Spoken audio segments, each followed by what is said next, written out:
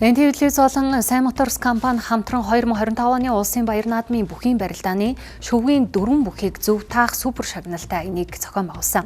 За тэгвэл улсын баяр наадмын бүхийн барилдааны тааврын ялагчаар тодорсон 22 настай Зоригтбаатар өнөөдөр шагналын житур Т1 автомашина гарт авлаа.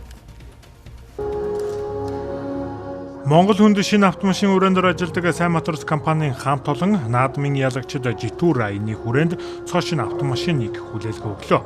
Супер шагналын тодорсон Зоригтбаатарын хувьд үндэсний бүхийг шимтэн үздэг учраас аз ёндогоо үзэж өөрийн таамаглалаа дэвшүүлснээр энэхүү цоо шинэ автомашины эзэн болж байна.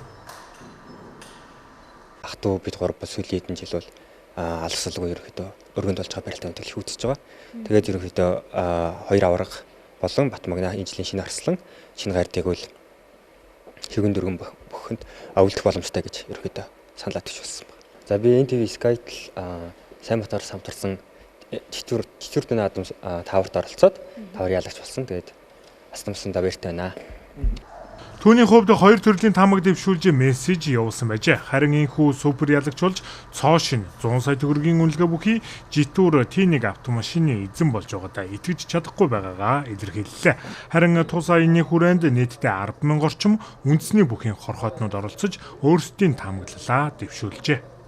Монголчуудыгаа хуучин машинаас шинэ машин руу шилжүүлэх, зөв талдаа өрүүлдэ зөв жолооны хүрттэй, зөв гэрлийн стандарттай хамгийн сүүлийн үеийн аюулгүй системээр тонологдсон ийм автомашин руу шилжих ийм шилжилтийг зохион байгуулах урайтай зорилготой ажилладаг. За энэ хүрээнд бид нэр үндэсний их баяр наадмын үеэр наадмын ялагчид житур Т1 гэсэн урайтай ийм аяныг зохион байгуулсан байгаа. Энэхүү арга хэмжээ нь Монгол бүхийн хүч чадал төсвөр төвчээрийг дээдэлж бүхийн хорхоотон үзэгч олонд зориулсан ашигын бус аян байсан гэдгийг онцлон хэллээ. Судалгаагаар тус аяныг 1 сая орчим хэрэглэгч үзсэн нь хамгийн өндөр үзүүлэлт болжээ.